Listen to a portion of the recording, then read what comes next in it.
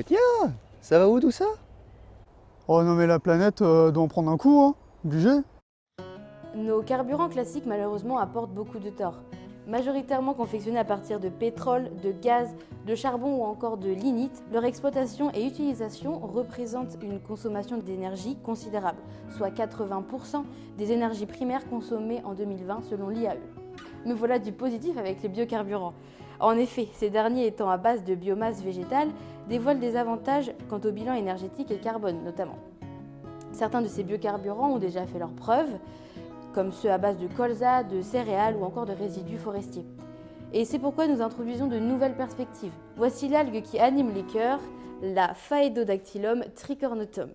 C'est un organisme aquatique unicellulaire photosynthétique issu des cryptophytes et de l'embranchement des diatomées. Cette algue a une teneur en lipides considérable. Ce seront d'ailleurs ces acides gras qui seront directement utilisés dans la confection de biocarburants. La forme principale des lipides sont les triglycérides et représentent 40% de la masse d'une microalgue, pouvant aller jusqu'à 60%. C'est grâce à la structure à 4 membranes du chloroplaste que la synthèse d'acides gras est amplifiée. Et c'est maintenant que la génétique entre en jeu. En effet, l'exploitation des ressources les plus intéressantes des microalgues est possible grâce au séquençage du génome de certaines espèces. Ce séquençage a permis de reconnaître des écarts génétiques importants entre deux individus, mais surtout d'observer la présence du gène résultant d'associations symbiotiques. La structure à 4 membranes des chloroplastes résulte d'une endosymbiose secondaire entre bactéries et microalgues. Ce réseau membranaire est l'atout de stockage des algues et permet donc d'augmenter les capacités de photosynthèse et de stockage des triglycérides. Ok, nos algues produisent des lipides, mais pour les utiliser, il faut les extraire pour en faire du biodiesel. Le principe d'extraction s'appelle la transestérification, ou hydrotraitement. En effet, on part d'un acide gras polyinsaturé avec des fonctions ester que l'on fait réagir avec un solvant, du méthanol ou de l'éthanol. Et tout cela pour produire un ester d'huile d'algal, ou encore biodiesel, et de l'eau. Voici un exemple précis, encadré en orange, de ce qu'il se passe lors de cette réaction, régie par un mécanisme de catalysation. L'ion H+, réagit avec les doublés des bases organiques. Donc ici, l'ion H+, se fixe sur la fonction ester.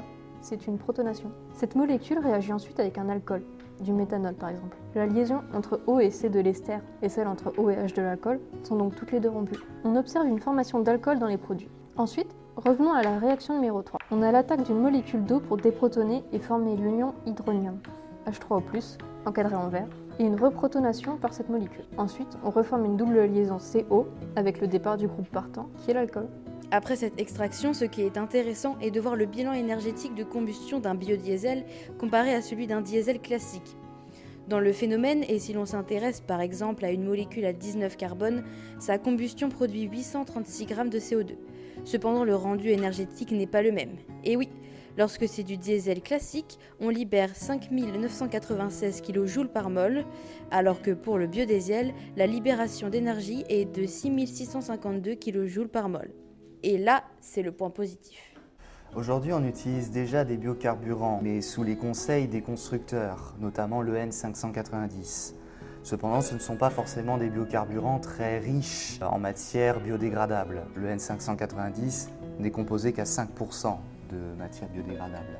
Pour ce qui est de lancer une entreprise de biodiesel ou de bioéthanol, on peut rencontrer des problèmes de rentabilité dus à la concurrence et aux nombreux problèmes impliqués donc par le fait que le biocarburant ne vient pas forcément de la même origine.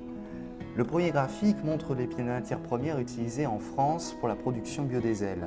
Et on remarque qu'aujourd'hui on utilise essentiellement le colza. Plus de 60% des matières premières utilisées. Si on veut se lancer dans une production de biodiesel mais en utilisant des algues, on sera nécessairement opposé à ceux qui utilisent du colza. Le second graphe montre la superficie agricole nécessaire pour alimenter le pays en bioéthanol ou en biodiesel. Ce graphique montre en l'occurrence ce qu'on a dans différents pays, notamment en Allemagne, aux États-Unis, en France, en Pologne ou encore au Canada. On remarque que certains pays, comme l'Allemagne, semblent devoir plus investir dans le bioéthanol, étant donné que le bioéthanol leur demanderait moins de surface, mais d'autres, comme les États-Unis, demanderaient plutôt à investir dans le biodiesel, lequel leur demanderait moins de surface que le bioéthanol. Il y a donc une nécessité de lancer un marché international du biocarburant. Ce troisième graphique montre les ventes au Québec de bioéthanol et de biodiesel, avec des prévisions pour 2030. En l'occurrence, on remarque très facilement que le bioéthanol est nettement plus vendu que le biodiesel. Ce qui signifie tout simplement que si on veut lancer une entreprise de biodiesel, on va avoir besoin de fonds. Si on remarque que le bioéthanol est nettement plus utilisé, on va avoir tendance à investir dans le bioéthanol. Le quatrième graphique montre aujourd'hui la production mondiale de bioéthanol d'un côté et de biodiesel de l'autre. Et on remarque que la production mondiale de bioéthanol est nettement plus élevée que celle de biodiesel. En effet, aujourd'hui, on produit en moyenne autour de 70 milliards de litres de bioéthanol par an, tandis qu'on produit à peine 12 milliards de litres par an de biodiesel.